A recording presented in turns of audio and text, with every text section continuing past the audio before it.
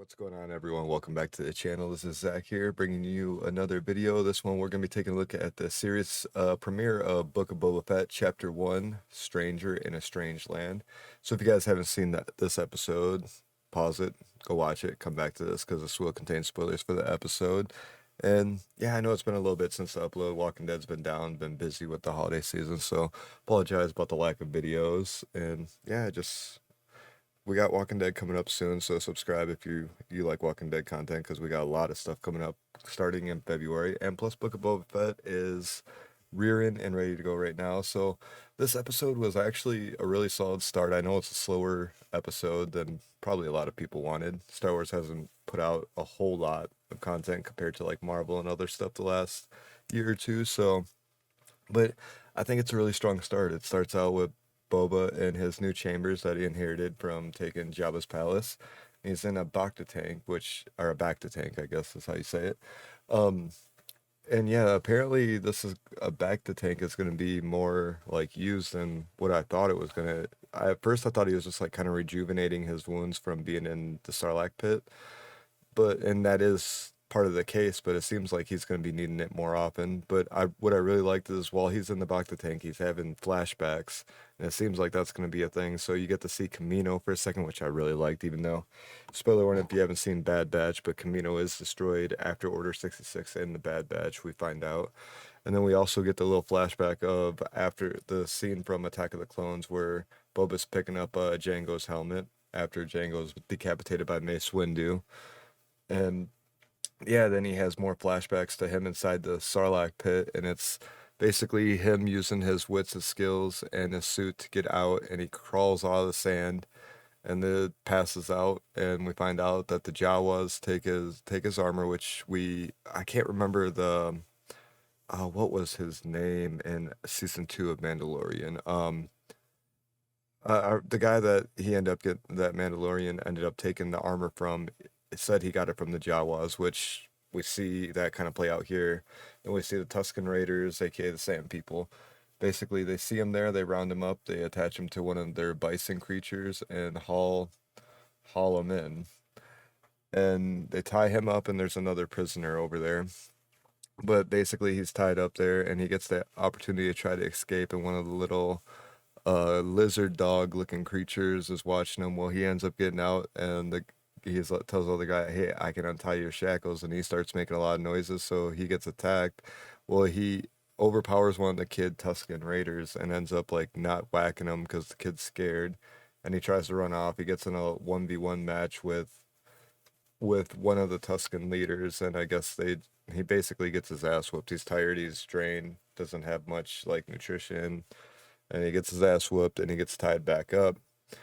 And that's kind of where these flashbacks start. We get to see the first little like days of him owning Jabba's empire, and he's taken meetings from various different people. And the one that kind of stood out the most is the mayor of Mos Espa, and it is confirmed that this is Mos Espa, which I believe the cantina was in Mos Eisley from A New Hope that Obi-Wan took Luke to, and that's where they ended up meeting up with Han Solo. But the mayor was supposed to come, and they're giving tributes to Boba and like in good faith, and basically he brought the advisor that the mayor sent brought no tribute and was like basically saying like, "Oh, we're cool with this, we appreciate you being here," but then they expected a tribute back in return. And Fennec's like, "Oh, should I kill him?" And Boba's like, "No, let him live." And he's like, "Well, it seems like your tribute's to survive." And basically, yeah, it's led to believe that the mayor is going to have more issues to go with Boba, because he's like, "Oh, I'm sure we're going to have more delegations in the future." And it kind of like seemed like this backhanded like threat.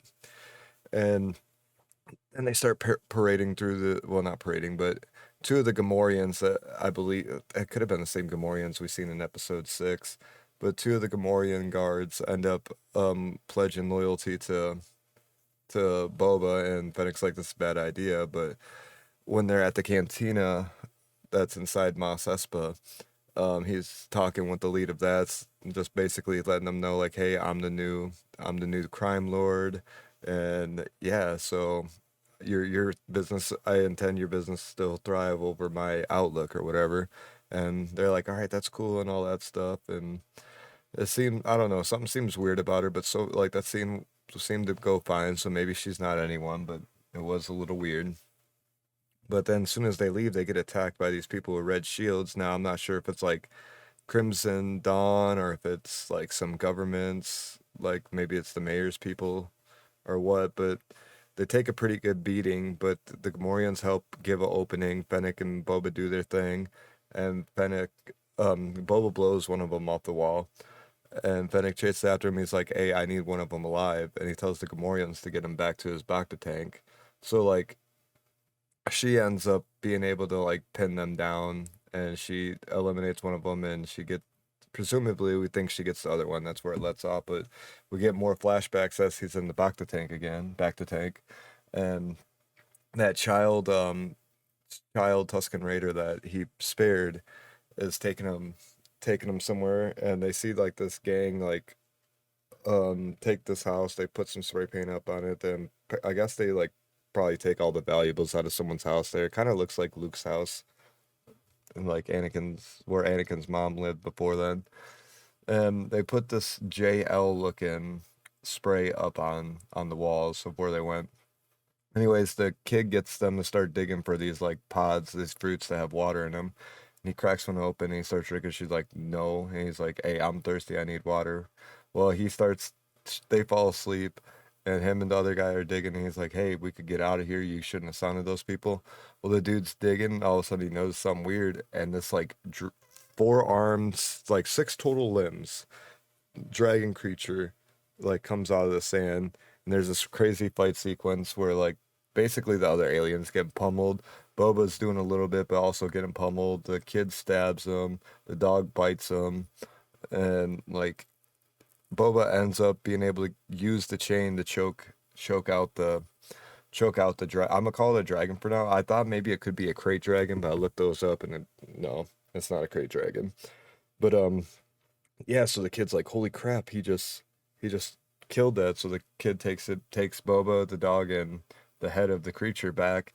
And basically, this is pretty much how we see that he gets accepted by the Tusken Raiders, because we see when he was introduced back in Mandalorian that he was wearing like their gear and using their weapons. So like this is presumably how he got their trust. So curious if we get any more flashbacks to get a little bit more clearance on that, which I'm sure we will. It seems like they did a really, really, really, really good job at like kind of filling in some of the questions that I thought maybe that they just might go full fledged with his like story forward and barely touch back, but I feel pretty satisfied with what they've showed us so far in the first episode of like filling in the gap of how Boba's still alive and how he got here.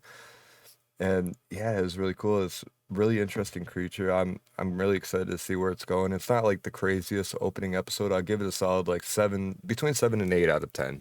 Like it's a good opener though. Like it's, I don't know, like you got Jon Favreau and freaking Dave Filoni working on it. It's always gonna be great. They've never really missed with any of their shows, anything that they've done. So I'm really excited for chapter 2 to see where it goes. I'm not setting my expectations too high because like Star Wars hasn't been hitting the mark that great. So I'm hoping for some good stuff, Obi-Wan and all that coming up. But yeah, it's a really solid start. I'm curious and excited to see where it goes. I want to know what you guys think. Let me know down in the comments, and yeah, subscribe if you're new to the channel, and we'll be trying to put these out every Wednesday. I'm gonna try to get up early enough before work where I can watch it and put a video out. So stay tuned for that. Catch you guys in the next video. Peace.